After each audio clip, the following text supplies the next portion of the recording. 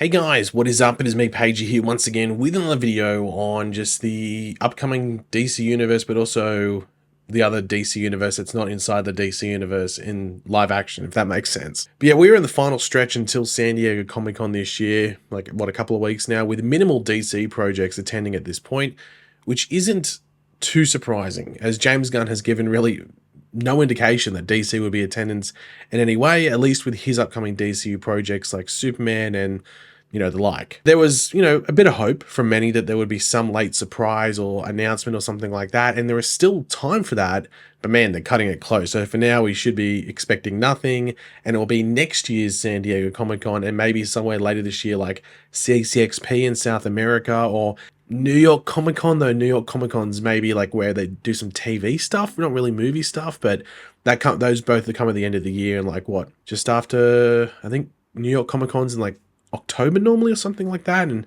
I think CCXP is around the same time as well. But yeah, maybe around there we get some things that are announced, at least in regards to a convention atmosphere. Of course, some stuff could just get dropped in the news like we expect sometimes. But that doesn't mean there isn't some like at least some DC news to talk about and go over, and some of it's of interest as well, and maybe indicates to some other news that might come out later, but that would probably be for the worst in regards to a connection there. With all of it relating to one specific universe that is not the James Gunn DCU, though one of them is still about the DCU, if that makes sense. It will once we start talking about it. But of course, throughout the video, be sure to let me know in the comment section down below your various thoughts on the stuff we go over. Do you have any different opinions to mine, or do you just have a opinion that I've mentioned? I don't know. Let me know in the comments. And of course, if you're going to enjoy the video, want to show your support, it takes 2 seconds, drop a like on the video. So for the first bit of news, this initially came exclusively from Variety, though of course, as you'd expect, other outlets have then carried on reporting after this exclusive report by Variety. And this is actually about that Arkham Asylum series that was originally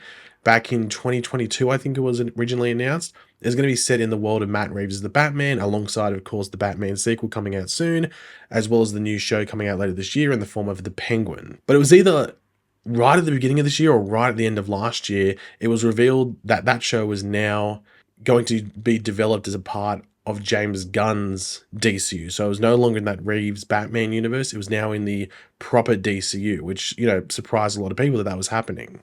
Now, this initial news that came out, as I said, either right at the beginning of this year or right at the end of last year, that itself, just that announcement, was a shake-up, because it did change the outlook of the show as a whole to many, both in regards to just what that show was going to be and what would happen in that show, but even like the take on Batman potentially, or like the influence of Batman potentially when there's DCU and where we would meet him. Now, we know James Gunn's DCU is going to be established, fairly established. Like, we're not starting on like with Man of Steel and stuff. Well, not really Man of Steel, but like maybe like the MCU, I guess, maybe, where like there wasn't really much going on before Iron Man, and that sort of kicked it all off. But we know it's going to be established to the point where like Batman has a son, for example. So he's at least old enough where he has a teenage son. So he's Gotham and his Arkham would be fully or mostly realized with villains that Batman has most likely faced a few times at least, wandering, and crawling or slithering or just being a nuisance within those walls of Arkham Asylum. But then Matt Reeves' world is, like what we were talking about before, it is just starting out with Batman only, like, what was it, 2 years or something into his run as Batman, and just starting to face these soon-to-be notorious villains. It feels like he's facing off against the Joker, or talking to the Joker for the first time in Arkham Asylum in that first movie. They haven't even encountered each other on the streets. But this news hitting us now in the month of July in the year of 2024 is an update with this project that I think a lot of people didn't want to hear, and it's that this project is now being scrapped, which I guess officially marks it as the first project in James Gunn's upcoming world to bite the dust and be cancelled. However, it is being noted by Variety that the idea for the show, or the general idea of the concept of the show, is still on the table and is still a possibility to becoming a real show in the future, though that a new project set within the infamous Gotham City Asylum could still be developed in the future, but it most likely wouldn't take any story ideas for the most part from this cancelled project, outside of the obvious, of course,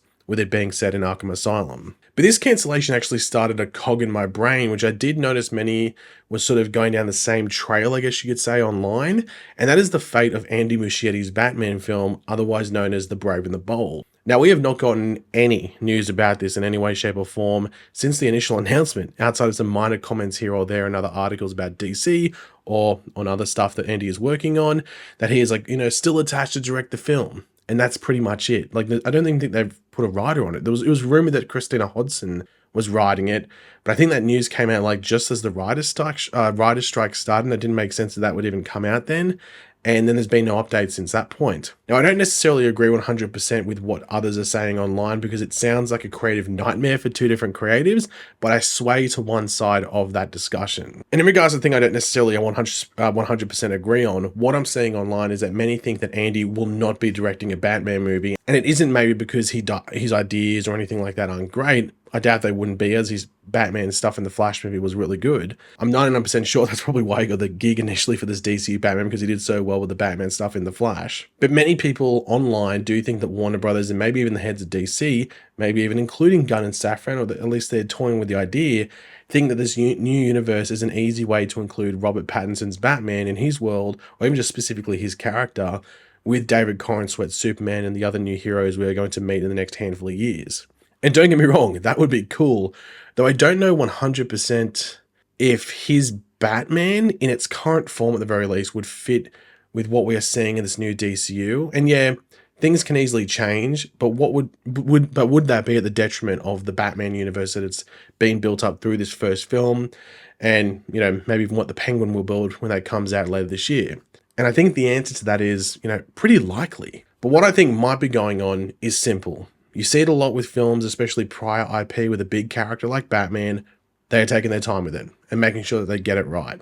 And that would impact the Arkham show. Why? Why does that get involved with this? Well, I think they would probably want this first DCU Batman to be out for at least a year or something like that, maybe even 2 years, maybe even 3 years, who knows, before this show comes out, and then maybe use a villain that appears in the film, whether they are the main villain or just someone that Batman took on at some point within the film as a character in the show as well, to easily connect them. And then they probably want Batman showing up as well. Let's not beat around the bush. And you aren't going to have Batman debut in a streaming show. You would want him in the film, then the show. It wouldn't surprise me if that's the case, or even that the idea of the former showrunner of this now cancelled Arkham show was developing a story and feel that just didn't work in either Gunn's DCU or in the type of Batman that was being created for the DCU. And by the time it all gets worked out and everything like that, we could be 5 years from this point, and then all of a sudden that story just maybe doesn't work in the larger DCU that's being, whether inhabited at that point or where they're planning to take it to the next level, the next step after it.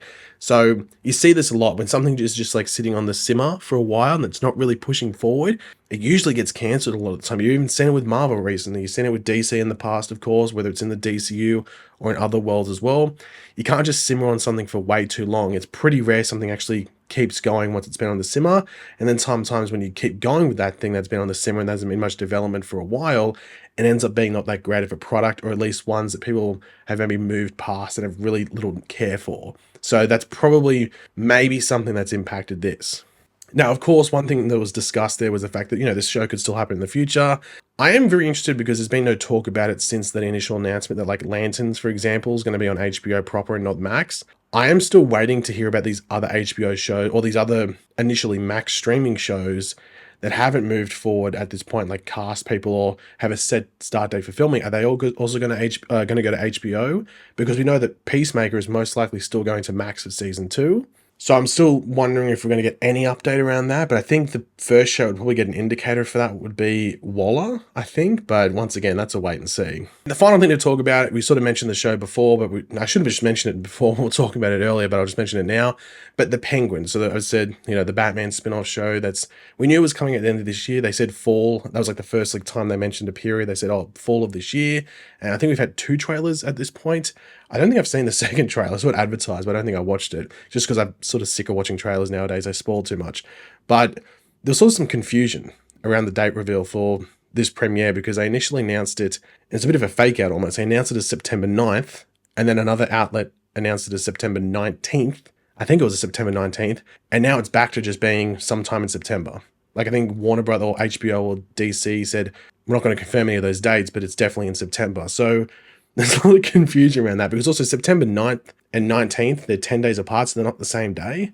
Like, they wouldn't be the same day of the week, so it's a bit of a weird one. I'm sure we'll get some official 100% confirmations soon enough. But yeah, that was a bit of a confusing period for people online over the past week or so. But But yeah, guys, thanks for watching. Hopefully you enjoyed the video. If you did, be awesome, could drop a like on it, show support. Let me know in the comment section down below your various thoughts on everything we went over in this video. Always curious to read what guys are thinking. And of course, if you're new to the channel, make sure to subscribe, and I'll catch you guys later.